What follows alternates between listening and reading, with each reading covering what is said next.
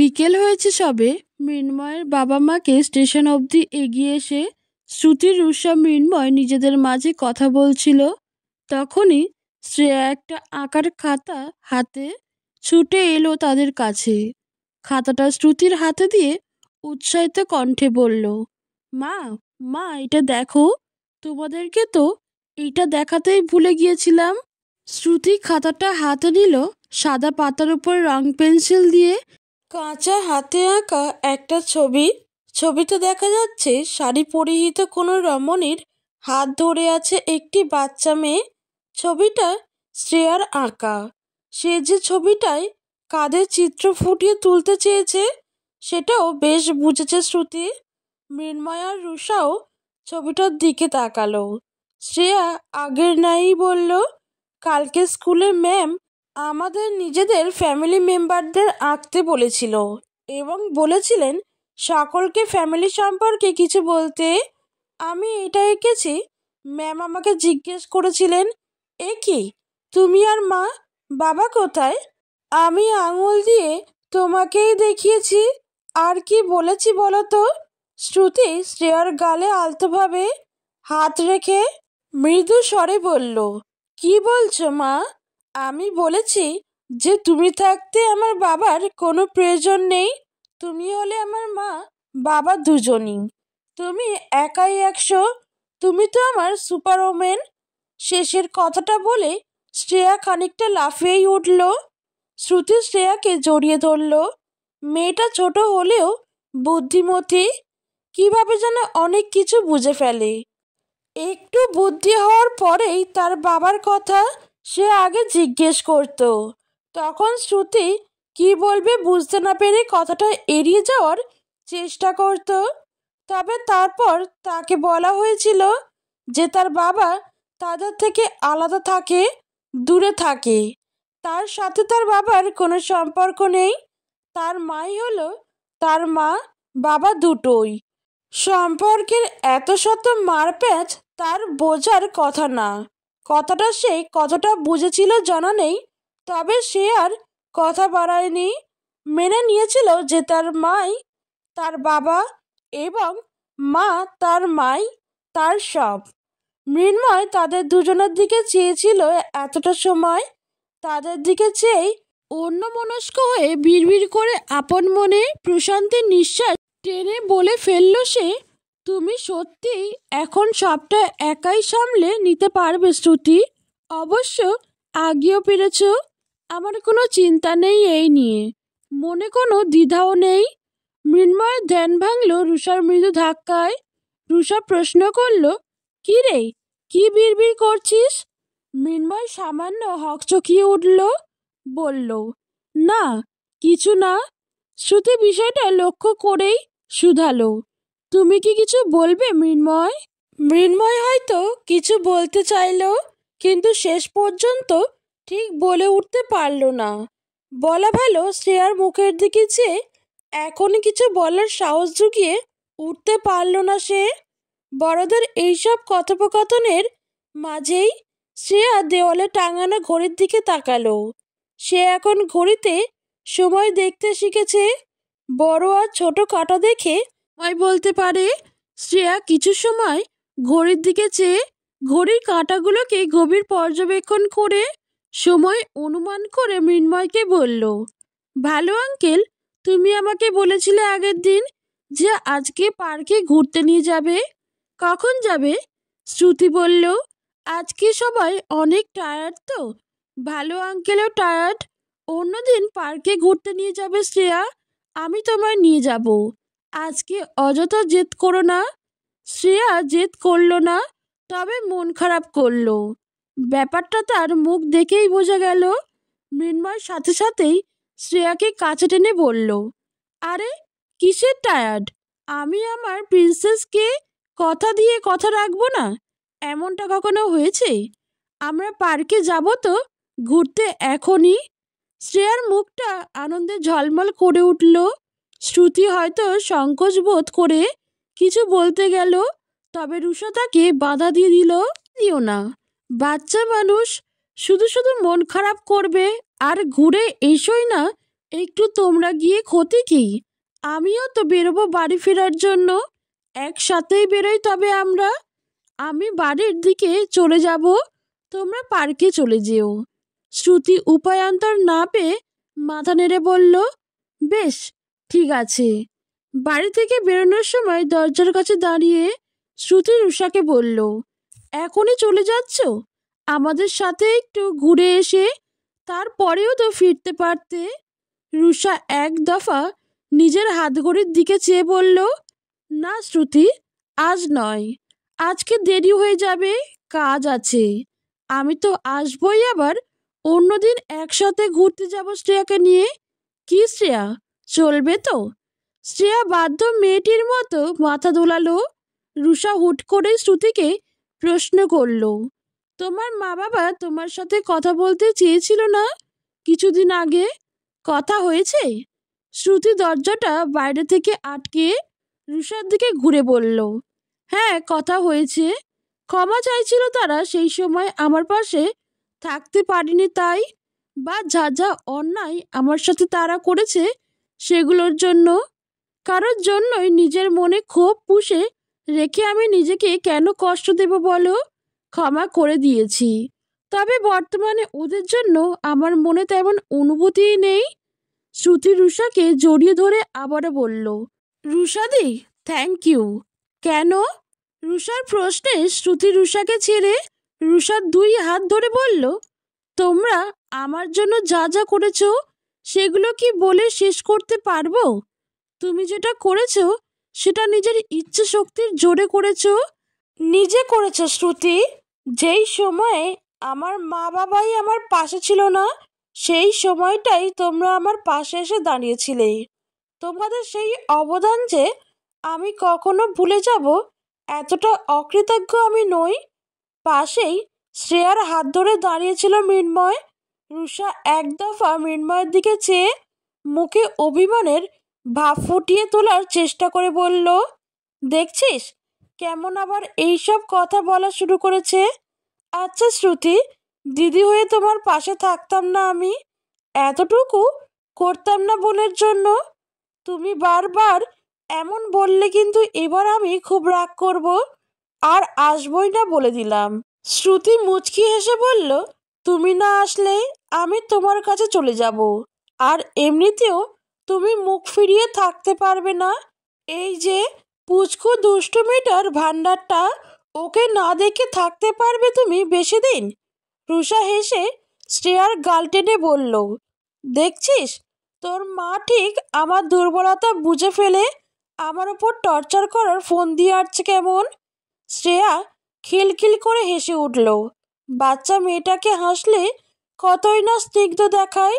শুধুমাত্র তার এই হাসিতেই যেন জলমলিয়ে উঠে আশেপাশের সব কিছু। পশ্চিম আকাশে হেলে পড়েছে ক্লান্ত সূর্য। এখনো চারিপাশে পরিপূর্ণ হয়ে রয়েছে সূর্যের নিস্তেজ আলোয়। মৃদুমন্দ হাওয়া বইছে। পার্কের একটি দোলনায় বসে আছে শ্রেয়া। মৃন্ময় তার পেছনে দাঁড়িয়ে তাকে দোলাচ্ছে। চারপাশে আরো কিছু বাচ্চাদের ভিড়। কোথাও বা কোনো কপতি হাতে হাত ধরে হাঁটছে, কেউ বা নিজেদের সুখ দুঃখের কথা ভাগাভাগি করে নিতে ব্যস্ত। তুমি আমাকে গিটার বাজানো শেখাবে ভালো আঙ্কেল? প্লিজ, আমিও তোমার মতো গিটার বাজিয়ে সুন্দর করে গান করব। শ্রেয়ার প্রশ্নের উত্তর মৃন্ময় বেশ স্বাভাবিক স্বরেই দিল, আর একটু বড় হও, তারপরে শিখবে কেমন? শ্রেয়া ঠিক আছে বলে চুপ করে আবারও বলল, আচ্ছা ভালো আঙ্কেল। তুমি আর মা তো একে অপরকে সেই স্কুল লাইফ থেকে চেনো, তার মানে তো তোমরা অনেক ভালো বন্ধু, তাই না? মৃন্ময় একটা দীর্ঘশ্বাস চেপে ফেলে ছোট করে উত্তর দিল, হ্যাঁ।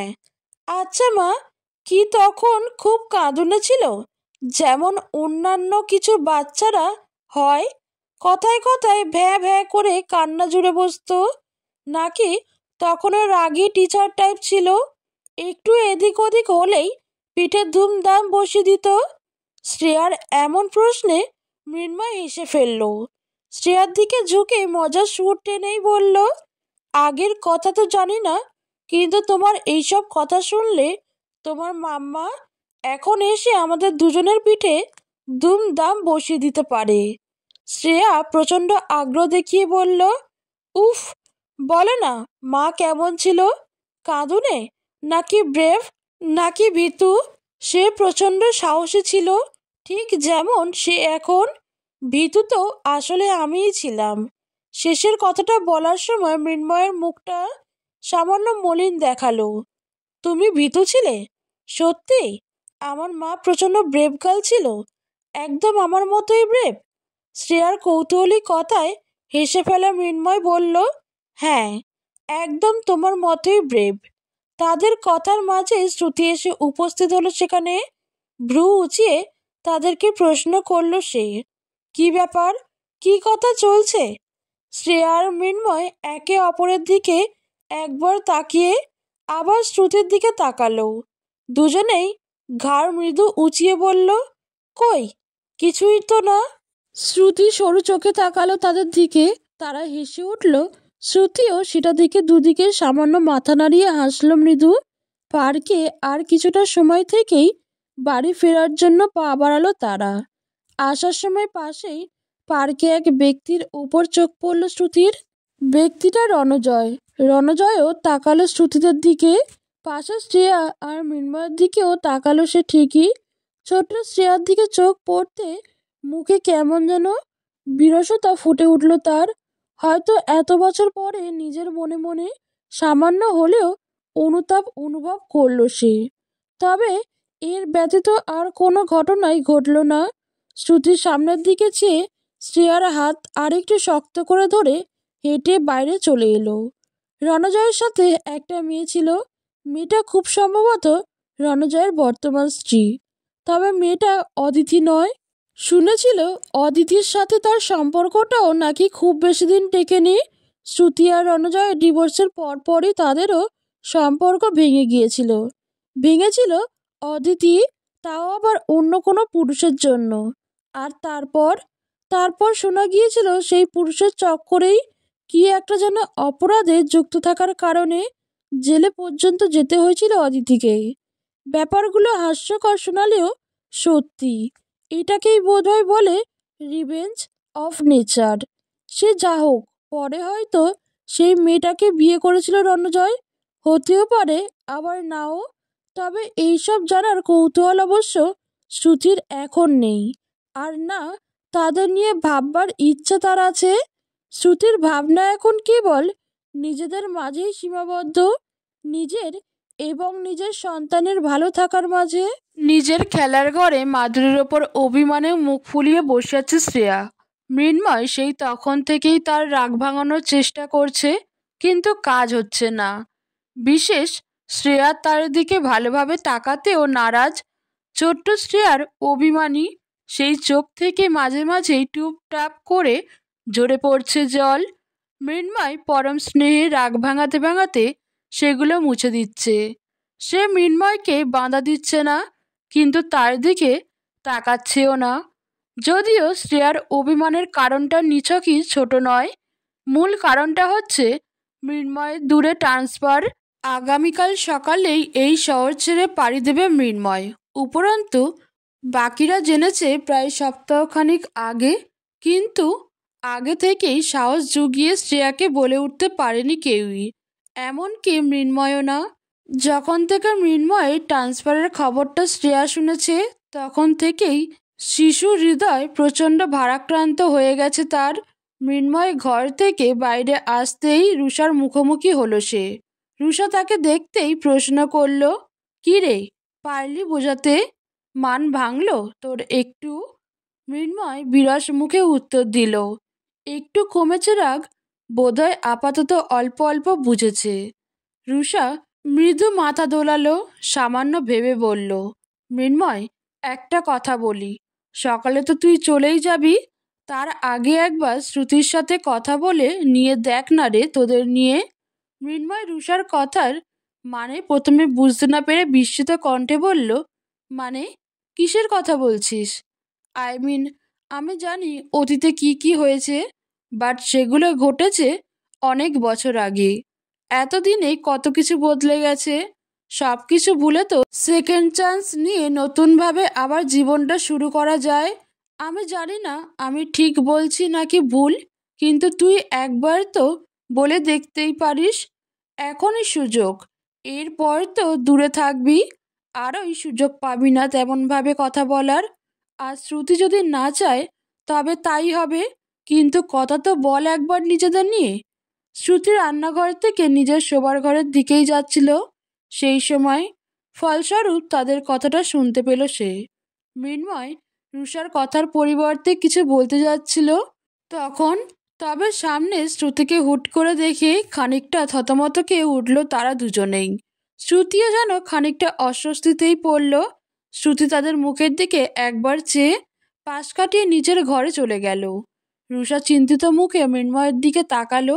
সে বলল, আমি ওর সাথে একটু কথা বলে আসছি। রুষা সম্মতি জানালে মৃন্ময় এগিয়ে গিয়ে দরজার মৃদু টোকা দিয়ে আসছি বলে ভিতরে এলো। শ্রুতি উল্টো দিকে মুখ করে ছিল তখন।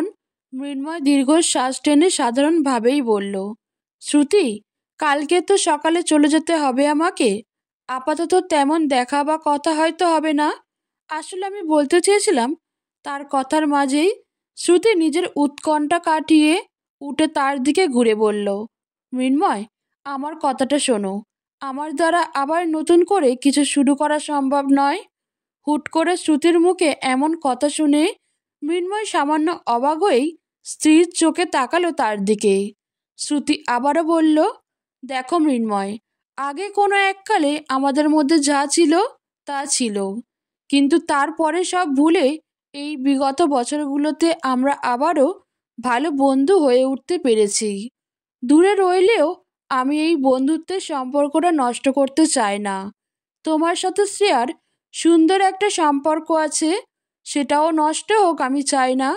আমি জানি তুমিও চাও না, তাই বলছি বেশি আর কিছু আমার থেকে আশা করো না।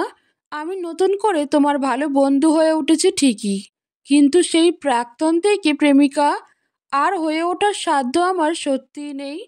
তোমার কাছে আমি কৃতজ্ঞ মৃন্ময়, তবে এমন কিছুর অনুরোধ তুমি আমাকে করো না, কারণ এমন কিছু ঘটলে আমি নিজের চোখেই নিজে ছোট হয়ে থাকব।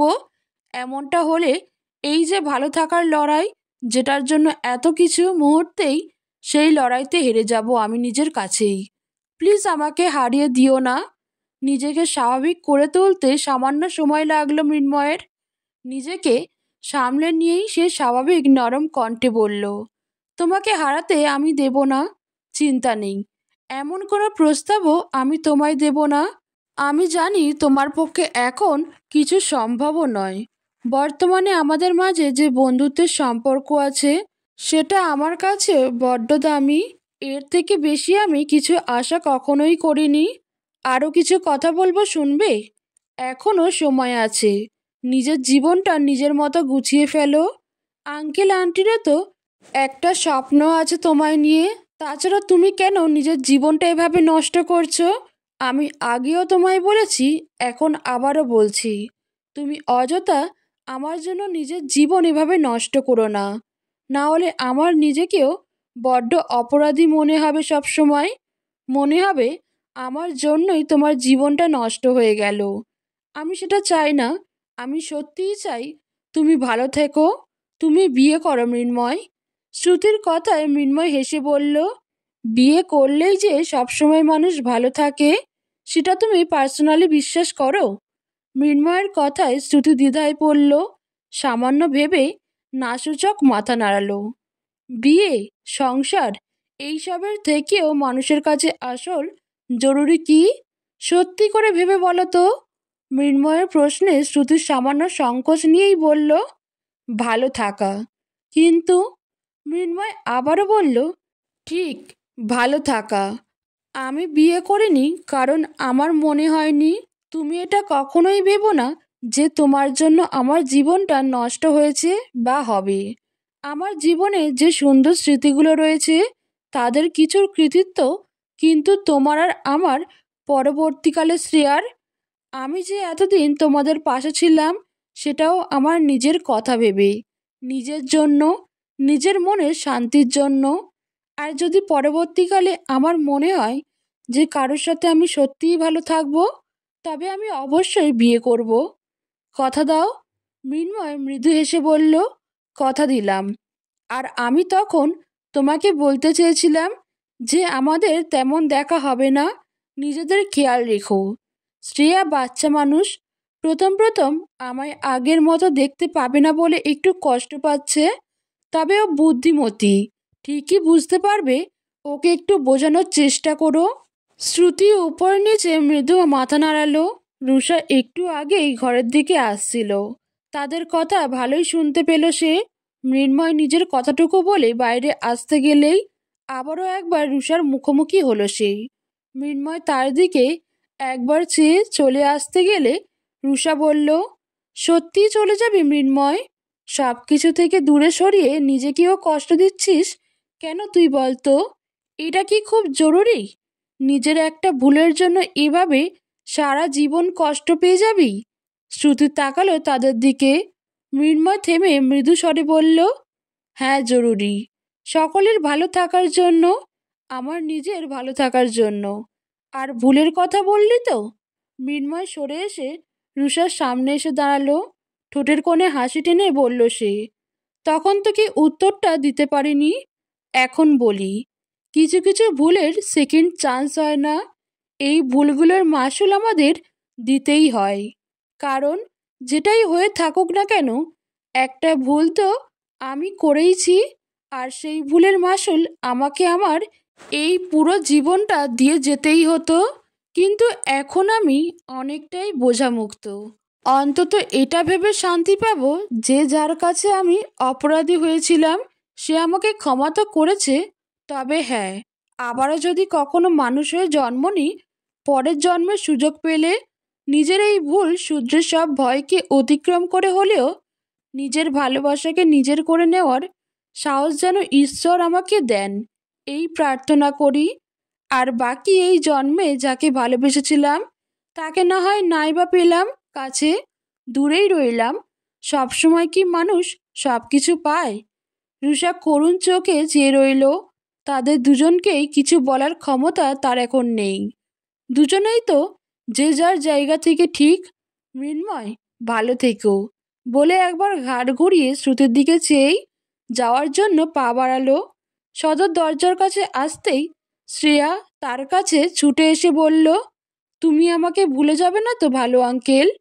মৃন্ময় তার গালে আলতো হাত ছুঁয়ে বলল, কখনো ভুলবো না, প্রমিস। প্রমিস? মায়ের কাছে যাও প্রিন্সেস, মায়ের খেয়াল রেখো। শ্রেয়া বাধ্য মেয়ের মতো মাথা দুলিয়ে মায়ের কাছে চলে গেল। মৃন্ময় ফ্ল্যাট থেকে বেরিয়ে এসে একবার পিছু ঘুরে ওপরের দিকে শ্রুতির ঘরের জানলার দিকে তাকালো। একবার শ্রুতি জানলার পাশে দাঁড়িয়ে তার যাওয়ার পথের দিকেই চেয়েছিল। মৃন্ময় গভীর একটা শ্বাস টানল, সামনে ঘুরে হাঁটা ধরল সে। সে কি মিস? তার মানে সেই ছেলে মেয়ে দুজন আলাদা হয়ে গেল? ছাত্রীর কণ্ঠে বর্তমানে ফিরল শ্রুতি। এতক্ষণ ক্লাস 12-এর ছাত্রছাত্রীদের গল্প শোনাচ্ছিল শ্রুতি। আজ তারা বায়না ধরেছিল ক্লাস করবে না কিছুতেই, বরং না হয় অন্য কিছু করা যাক আজকের ক্লাসে। শ্রুতি তাদের জোড়াজুড়ির বসে পড়েই তাদের ছাড় দিয়েছিল আজ। তারপর তারা গল্প শোনাতে বলল, কি ভেবে যেন নাম বাদ দিয়ে যতটুকু বলা উচিত ততটুকু নিজেই গল্প করে বলা শুরু করেছিল সে। তার মানে তারা একে অপরের থেকে দূরে চলে গেল। ইস, তবে তো তাদের ভালো থাকাই হলো না মিস।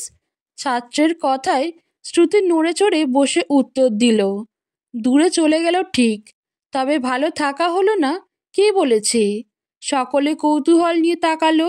তাদের দেখে মনে হচ্ছে হাজারো প্রশ্ন যেন ঘোরাফেরা করছে এই সকল কিশোর কিশোরীর মনে এই সময়, যার উত্তর কেবল আছে শ্রুতির কাছে।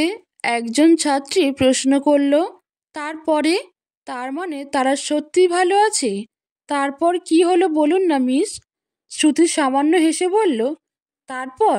হ্যাঁ, তারপর তারা ভালো আছে, একে অপরের থেকে দূরে আছে, তবুও ভালো আছে।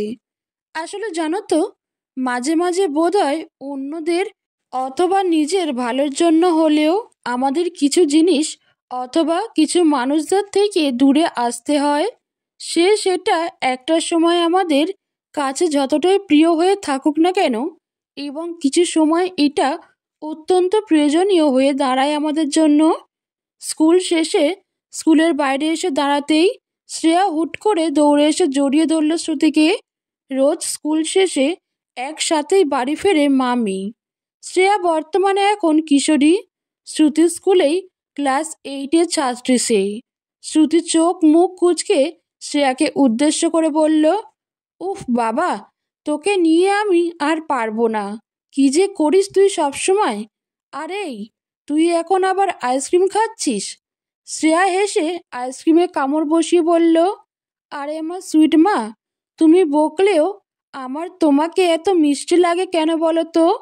আর মাঝে মাঝে আইসক্রিম খেলে কিছু হয় না। তুমি খাবে? শ্রেয়া আইসক্রিমটা সামনে বাড়িয়ে দিল।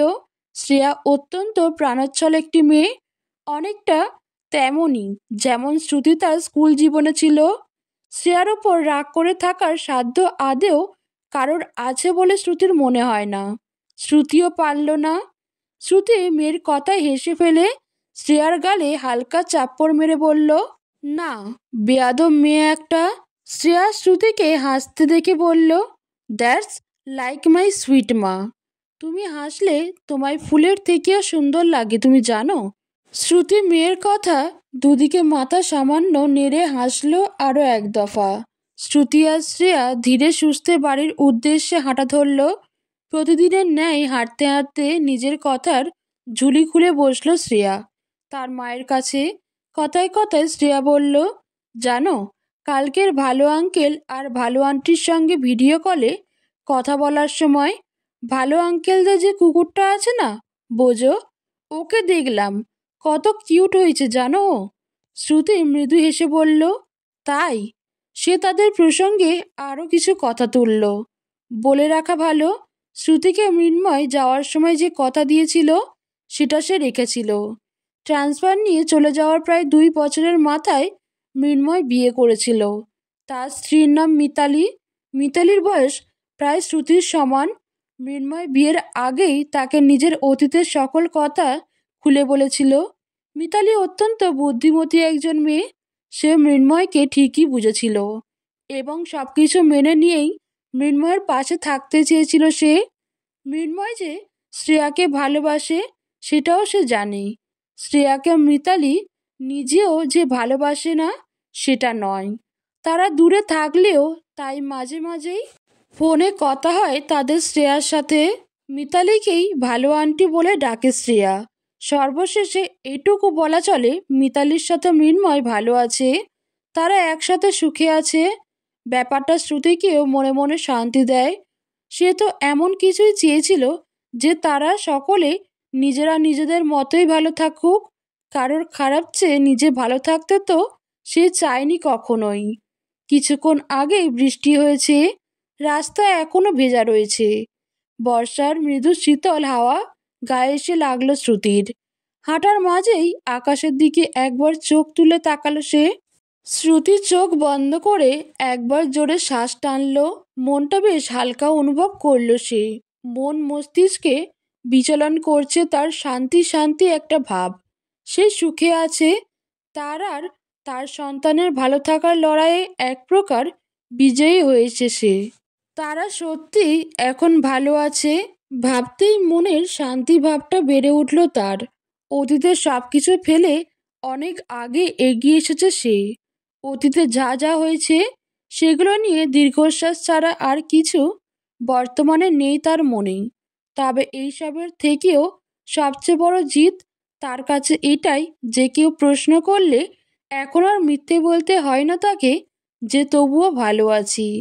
এখন মন থেকে বলতে পারে সে যে তারা ভালো আছে। নিজেদের মতো ভাবেই ভালো আছে। সত্যি খুব ভালো আছে তারা। নিজের ভাবনায় এক চিলতে হাসি ফুটল শ্রুতির ঠোঁটের কোণে। শ্রুতিকে অন্যমনস্ক দেখে শ্রেয়া তার হাত ধরে বলল, মা, কি ভাবছো আবার তুমি? শ্রুতি চট করে তাকালো তার দিকে। মৃদু হেসে বলল, কিছু না। তারপর বল, কি হলো? শ্রেয়া আবারও নিজের কথার ঝুলি খুলল। শ্রুতি হাসি মুখে সব শুনতে শুনতে এগিয়ে গেল সামনের দিকে। বন্ধুরা, ভিডিওটা এই পর্যন্তই। যদি ভিডিওটা ভালো লেগে থাকে একটি লাইক করবেন, চ্যানেলে নতুন হয়ে থাকলে চ্যানেলটিকে সাবস্ক্রাইব করে দেবেন। ধন্যবাদ।